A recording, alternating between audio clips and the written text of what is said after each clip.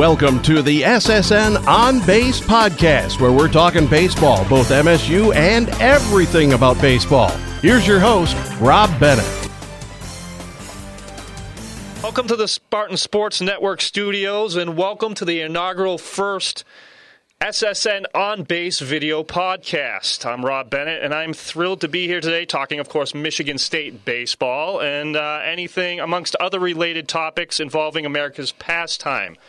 We have a great first show for you guys to listen to and see, and I couldn't think of two finer gentlemen to be a part of it than the two sitting by me right here. Of course, you hear their voices on SpartanSportsNetwork.com and on the mobile app.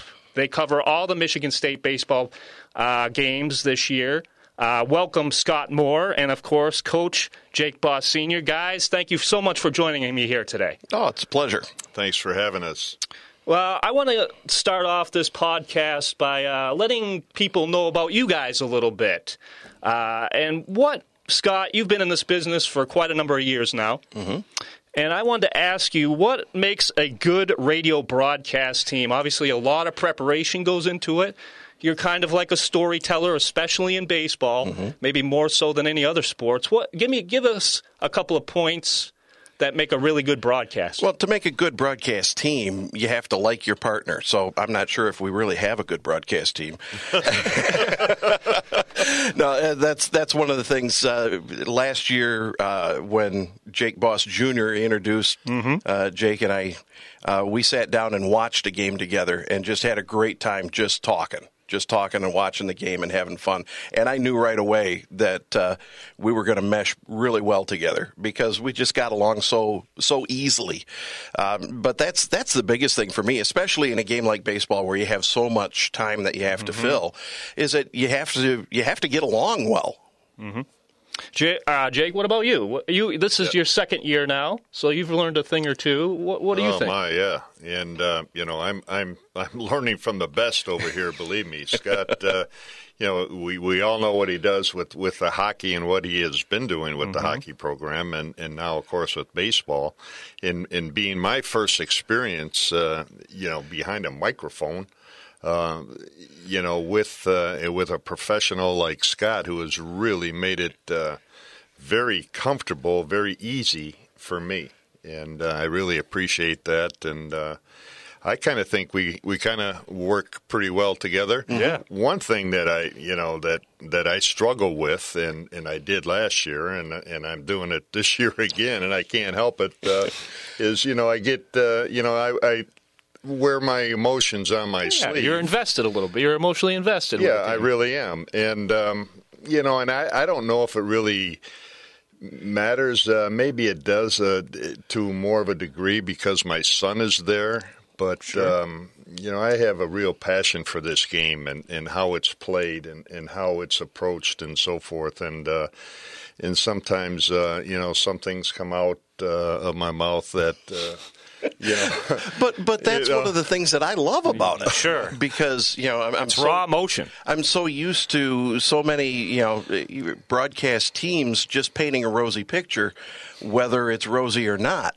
and the fact that Jake tells it like it is, and he's not afraid to say, well, he should have done it this way. And he's right because he knows the game better than anybody. So, I enjoy listening to him and the comments that he's making. Yeah, but sometimes when those things happen, I kind of glance over at Scott and I see him shake. He gives you that look. Does he give you that look? I see him shaking his head like, "Oh boy, what did I do now?" Here we go again. Yeah. Well, Coach, you talked about the passion you have for this team, and for this game in general. And I have to ask you: is there anything in the sport that you haven't done? I mean, you've played, you've coached, you've scouted, you're in the broadcast part of it now. You even teach a class at Michigan State. Get into that a little bit, and is there anything that you haven't accomplished that you would like to accomplish in the game? Oh, I don't know. It's just being around the game every day. I don't have any goals as far as accomplishing anything at this time in my life and in my career. But my son has taken care of me. Yeah. And, he brought me on staff when he first came here, and I had the honor and privilege of coaching with my son, and what a blessing that was for 4 years. And then and now he's hooked me up with teaching a baseball theory class at the college, at the university, and I do that twice a week in the fall. And what a godsend that has been for me. So it keeps me close to the game. It keeps me working with young people that I absolutely love doing. And so I go out to practice. I'll have lunch with the coaches, and I'll attend practice and get to know the kids and so forth. So I'm staying pretty close to the game. Scott, I don't know about you, but I'd love to have a baseball theory back when I went to college. I mean, I'd love to have the time to take his class. Yeah, exactly. I might even know what I'm talking about. Yeah. What exactly are you teaching the kids? Well, when you say theory, what are some of the scenarios? Yeah, I didn't know how else to entitle the course, but baseball theory sounded impressive to me. So, it does. I like it. But I got it set up in such a way as to for prospective coaches. And how to organize a baseball program, a high school baseball program, and how to maintain that program and make it a program of excellence. And so that's how we approach it. Dwelling on and teaching and talking about some things that are really important that take place or should take place off the field in your organizational aspect of it, and then getting into actual coaching techniques of different position play and so on and so forth. A little bit of strategy and that type of thing. Excellent. Let's talk a little baseball, especially Michigan State baseball. The team's performance up until this point, 15-14 on the year. I think we can all agree the pitching has been pretty solid. Key wins during the season early on against teams like Coastal Carolina, Clemson, and just more recently a 3-game sweep of Oregon, where the bats seem to have come alive. I know I listen to you guys all the time, and you're waiting for that offense to kind of get on the roll, to meet with the pitching. Are we starting to see that? And just your overall, I guess, just thoughts on the team's performance up until this point. Well, I think you're right in respect to the ball clubs that we have beaten this year, and I would also include New Mexico into that, the opener for us this year. Also a very good ball club. We have, I think this is probably the toughest schedule that we've had since my son has been there. I mean, we've played some very quality programs, including the one out in Oregon last weekend. And where we are right now is, we have shown signs of the offense coming to life. And I think what we're looking for now is some real consistency with that. The pitching, for the most part, has been there. And I think we're going to be in a lot of ball games. That pitching is going to keep us in a lot of ball games. So we'll have opportunities. They're going to give us opportunities to win. And it's the offense where we've got to execute better and more consistently in given situations, the bunt, the hit and run, the safety squeeze, and fly balls, sac flies, and things like we have to execute better in those situations. But boy, it sure was a good sign, last weekend where we hit double figures in hits on all 3 ball games, and the power game has seemed to come alive a little bit with Krill and Salter and Wiest. So the things are in place, and hopefully we can keep the foot on the pedal here. It seems to me like the things that we're working on now, or that the team is working on now, is the minutia. I mean, the greater scheme of things is okay. The pitching is solid. The hitting is starting to come. Now it's the timely hitting. Now it's the hitting behind the runners. Now it's bearing down pitching-wise when you've got 2 out, not giving up the 2-out walk or the 2-out base hit. It's the little things now. So I think that's a great sign, especially at this point in the season, to be working on the little things. I think that's great. Yeah, and it's those things that never show up in the scorebook, in the box score, that are going to win you ball games and that are going to lose you ball games. Well, it's like you were talking about when we were at Oregon, the fact that the right fielder is trying to throw the runner out at third base on it was a situation where there's a runner at first and the batter at the plate, and the batter gets a base hit into right field, and instead of hitting second base like he's supposed to, the right fielder decides to throw to third base, and that's a basic. But it's a freshman right fielder, and it's a thinking thing. Yeah, you say these guys aren't freshmen anymore. I don't believe, and he came from these kids come from pretty good programs, and it was just it was a mistake he made. Your rule of thumb as an outfielder in a situation like that is to always keep the double play in order, right? And we failed to do that, and those things don't show up in a box score, and you end up losing by 1 run. Boy, you can look back and you can see, if we'd have done this, if we'd have done that, it'd have been a different story. But again, that's one of those little things that is being worked on. Yeah, let me also say with the ball club, we're fielding close to a 980 percentage defensively, and that is outstanding. And we're playing very, very good defense and making the routine plays. And that's all you can ask your kids to do, is to make routine plays. Right.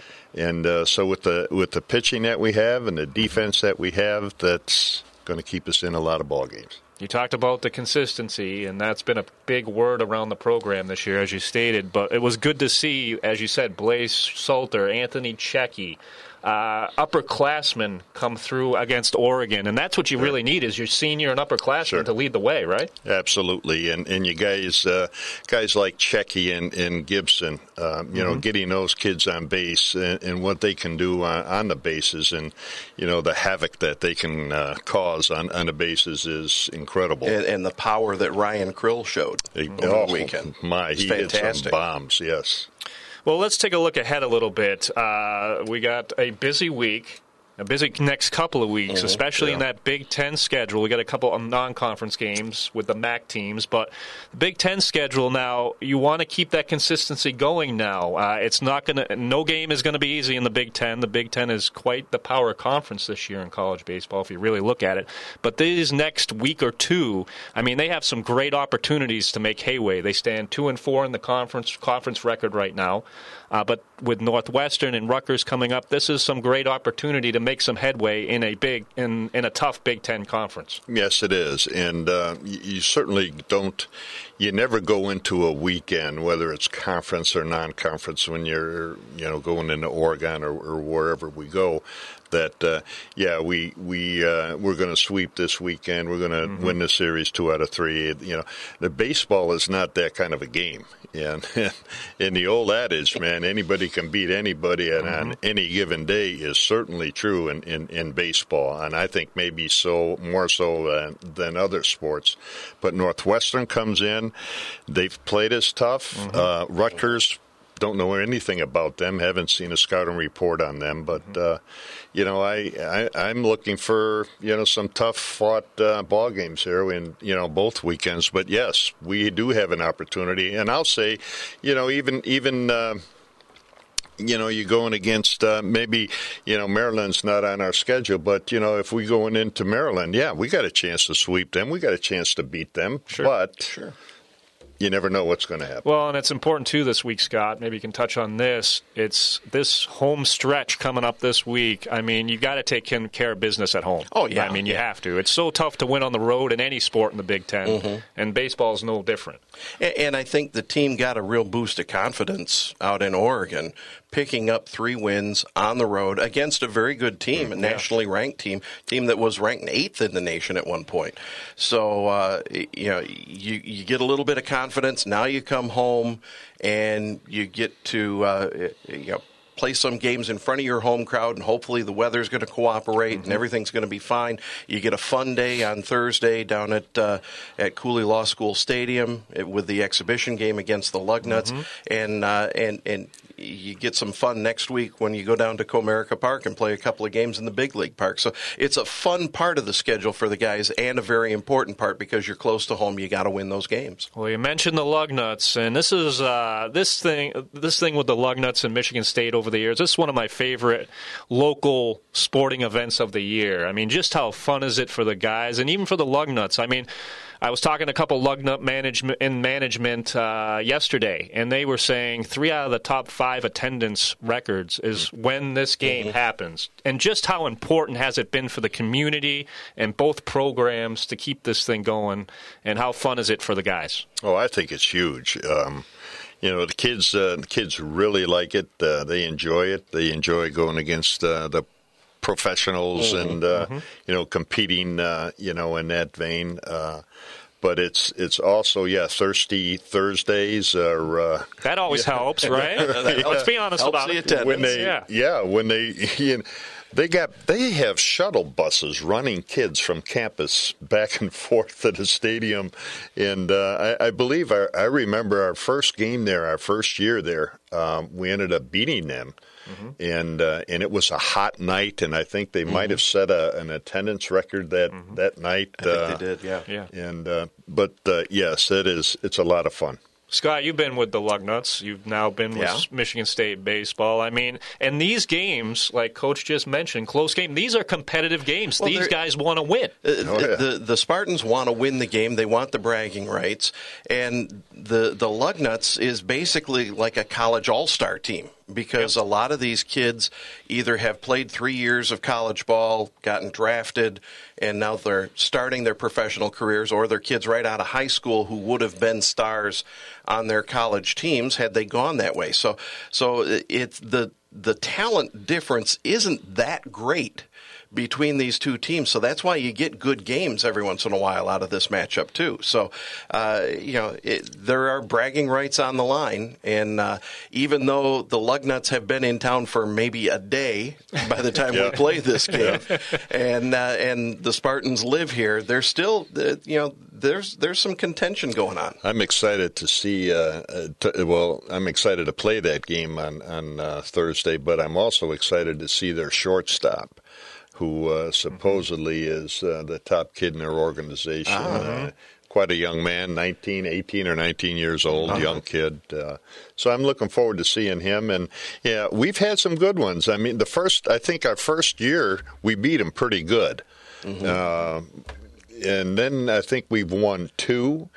And the last time we won was a couple of years ago. I think we won 2-1. Yeah. So it's been pretty competitive. It was a good game last year. Yeah. It's competitive. Exactly. Close games. Game. Yeah. And it's a chance for Jake to maybe play some of the guys that he doesn't get to play as often, since it is an exhibition. Redshirt some guys. A chance for some of the younger kids to get out there and show what they've got. You won't see any arms, any of our weekend arms out there. This is what Junior refers to as a Johnny Holstaff game. Right. He'll card a lot of different pitchers out there. Yeah. Well, it's going to be, and we're going to be broadcasting it here on for the first time, correct? For the first time that we'll have it. Yes. The local radio station has broadcasted in the past, but this will be the first time that Jake and I get to do it on SSN 24/7. Yeah, and looking forward to it. How exciting is that? Yeah, right? I am. I'm excited to do that.